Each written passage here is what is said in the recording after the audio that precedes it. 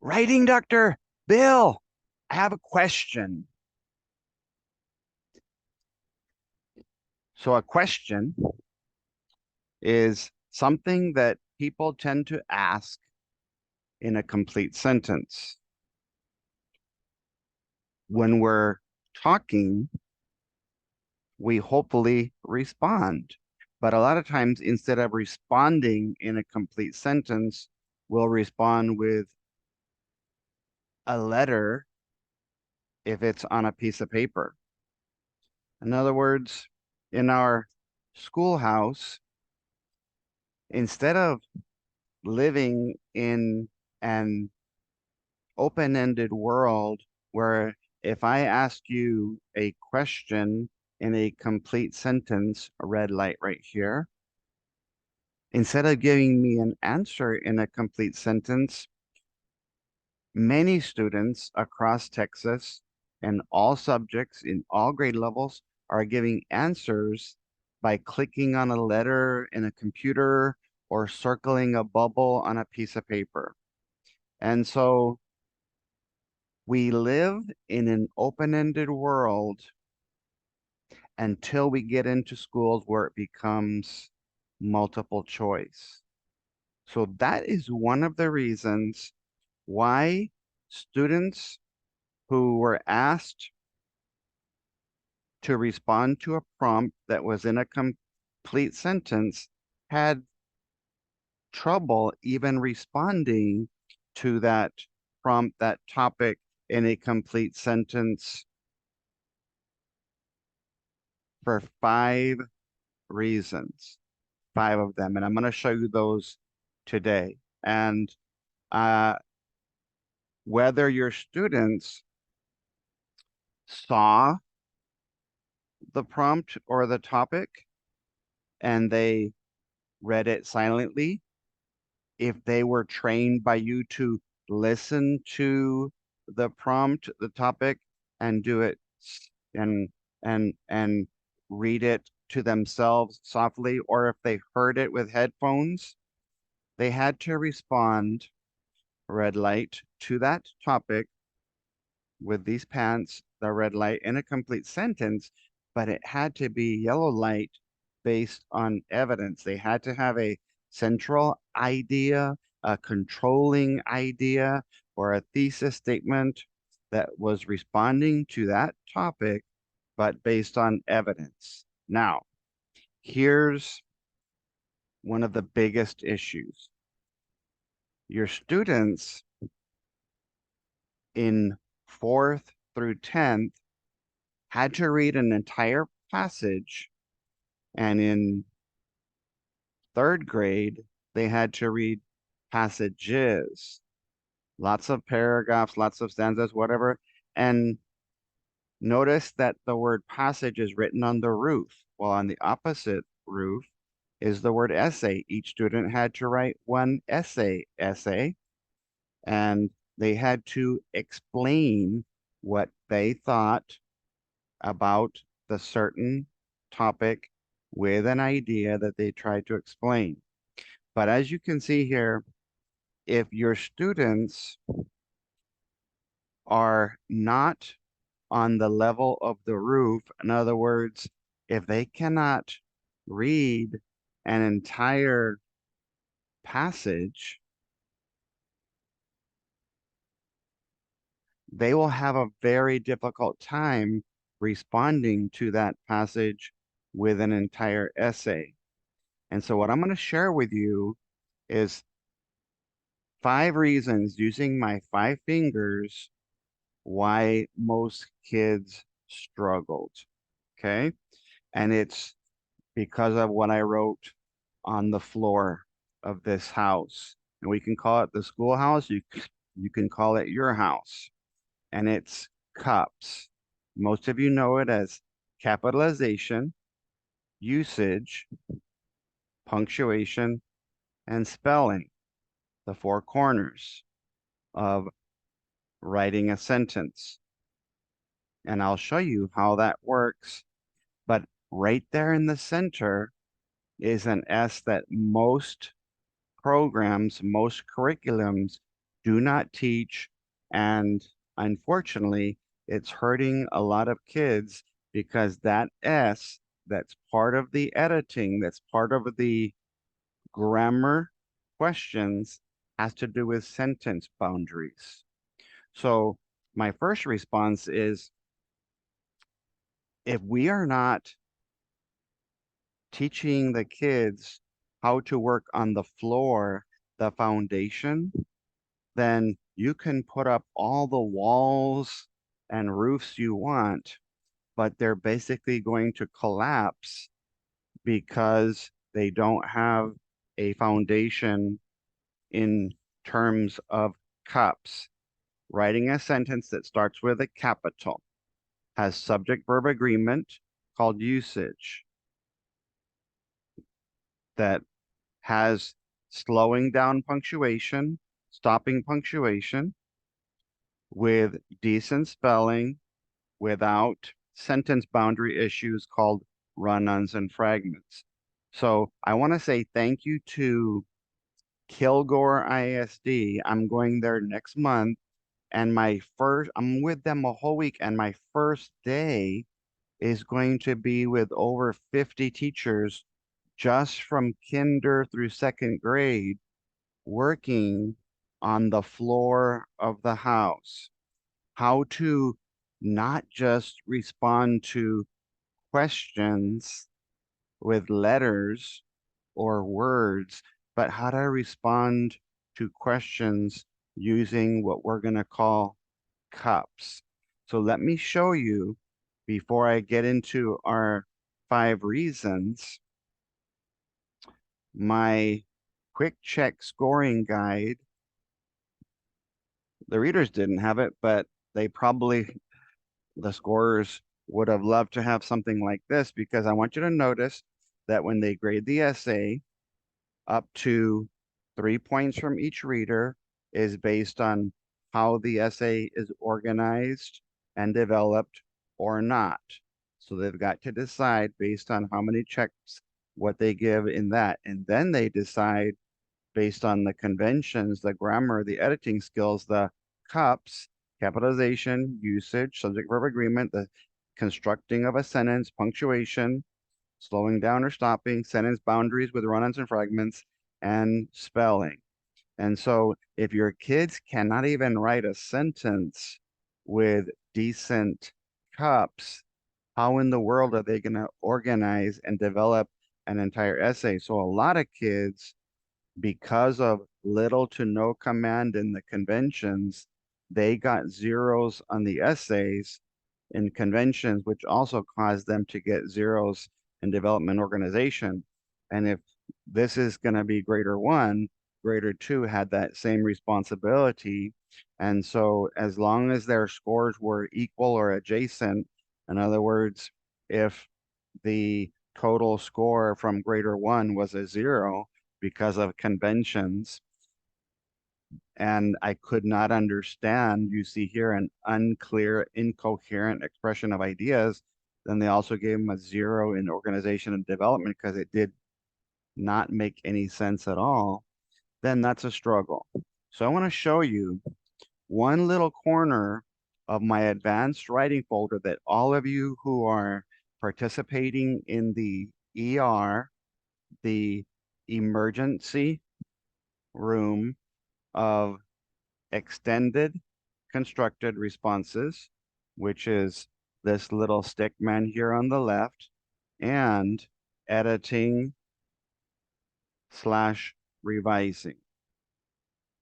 So I want to show you what my editing will just focus on editing in terms of the grammar for a complete sentence, because how can I write an entire essay if I can't even write a sentence? So reviewing the correct version of CUPSS, it has 2 S's: capitalization, usage, punctuation, when to stop, red light, and when to slow down, yellow light, spelling, the seeing, the hearing, the saying, and then the sentence boundaries, such as run-ons and fragments. Now, you may not think that this is a very important part, but a lot of kids couldn't even do this. So when it came to seeing the different kinds of questions, such as error or change or correct or best way, run-ons and fragments, sentence and a fragment and a sentence, they won't even know how to deal with this if they cannot understand any of this. So I'm going to show you the 5 reasons using 6 colors of the floor of that house that I showed you. All right, the essay. Each reader can give 2 points based on conventions or 1 or 0. So the conventions alone, we're going to get your students 4 points. So if I cover up this word conventions, all I have left is DO. So what do you get when you have papers without good conventions? Doo-doo. And so that's going to be a big reason if the conventions are so horrible, so incoherent that they make the essay indecipherable, illegible, that there's insufficient information that the reader can understand, they're also going to get 2 zeros on organization development. Now, some of you were asking me, why are you including the editing and the revising as part of your ER training? Well, half of the test in third all the way through 10th grade is the writing portion. And so if you're from elementary, you were gonna your kids got exactly, because I saw it, 8 questions on editing in 2 passages. So 8 plus 4, your elementary students, their grammar skills, their editing skills were worth exactly 12 points out of the total 52. In middle school, there were about 9 questions in 2 passages of CUPSS types questions. So 9 and 4 was 13 out of the 56 points had to do with basic grammar.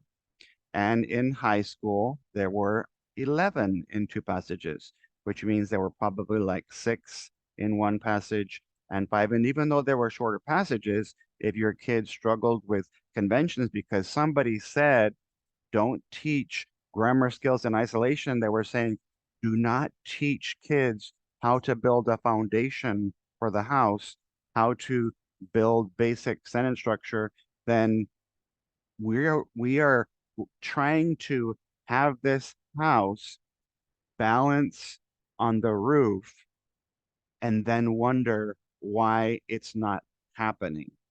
Okay. So I kind of got corny here with my markings. I want you to notice that every single sentence has to have some aspect of cups. So capitalization, cap. When you put on a cap, it makes you look taller. Capital, underline, the first word. So I'm going to use some rhyming words. The first letter of the first word in a sentence has to grow. Why? Because you're going to use a capital letter. You're going to, if you're typing, push shift and it will change the size and the shape of a letter. Spider-Man has a head and a body, and the green is going to be for go and go. What does that mean? You need to, once you make your first letter of the first word capital, you've got to go until you have a subject, the head, and a predicate, the body. You cannot stop the sentence. Notice he's got some red shoes here.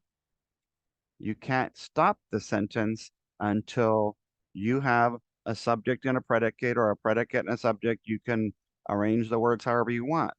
So there's going to be questions about that, but your kids also have to understand when they're making their own sentences, all of them have to have pretty decent conventions. So when do we need our slow punctuation? See the yellow there for slow, and then the red for whoa, slow and whoa.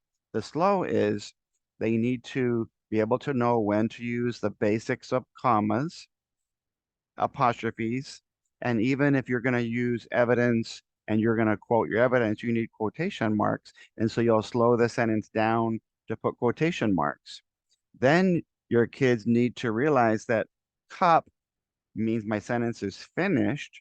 So I've got to say, whoa, I've got to put the stop sign up and put either a period, an exclamation, or a question mark. So reviewing, if you go to Dollar Tree and buy those little gold cups, if you can, your kids in all grade levels, all the way down to even pre-K, can speak in a complete sentence, and hopefully by the end of the year, they can write a complete sentence that starts with a capital, that has a subject and a verb, a subject and a predicate.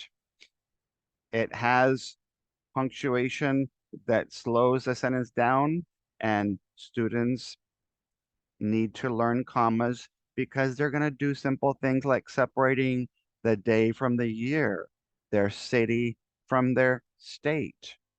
Those are all things that you do on every title line of a paper. Then your stop sign will be your period, your exclamation, or your question mark. Then your so low. The reason that many scores are so low is because you let your kids test silently instead of softly on the test or loudly when they're practicing with in the class setting with groups or with a partner. So solo stands for see the passage, open your mouth, and speak the words softly or loudly. That way you can pronounce them. You can hear and listen softly. Then you can open your brain and say, that spelling word that I'm trying to write, to type, is not in the passage, it's not in this lection, but it's in my brain, but I don't know how to spell it. So if they can't go to their brain, they have to go to the book called the dictionary. And then hopefully with all of that, the score of the sentence won't go so low because they'll go through the steps of solo, softly or loudly reading each word, each phrase, each syllable, each sound. And our last one, we have, oh, I have blues on there, so I need to use a purple for the solo. And so either softly or loudly. And I'm only going to put one purple because we don't want to be testing uh, in an environment where everybody's reading loudly. It depends on the setting. At the beginning of the year, practice it loudly with your class, with modeling as we're reading the words, saying the words. That way we can really hear, listen and hear. You know, Jesus said they have eyes, but they don't really see. So they're not really being careful of taking pictures of the words and the syllables, and they're not really recording videos because they're not opening their mouth. They're testing silently. And so some of your kids are struggling with the punctuation because they're not taking notice of the punctuation marks. They're going right over them. They're like running stop signs called run-ons, or they're giving the reader whiplash where I was right in the middle of your subject or your predicate, and you put a stop sign, you put a wall up. And so I called that one the no-no. It's a no-no to have a run-on and to have a fragment. And so all of these will make a sentence. And so if your kids can answer a question in a complete sentence that starts with a capital, that has subject verb agreement, subject and the predicate, and I'll come out of here so that you can see me putting this little guy together. You won't be able to see the green ones very well because of the my green screen behind me. There's a capital for grow, go till you have a subject and a predicate. Just know that that's green, not blue. Will slow down for commas, apostrophes, quotation marks, and in secondary uh, colons and semicolons. We'll put a stop sign. We'll say whoa for periods, exclamations, and question marks.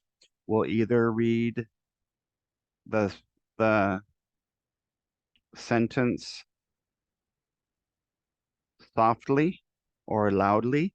That way we can go all the way down to the letter, the syllable, the sounds, and then we make sure that we don't have any no-nos, that we don't have any run-ons where there's a whole bunch of sentences with one period. So if you have an entire essay with one period, you basically have a sentence.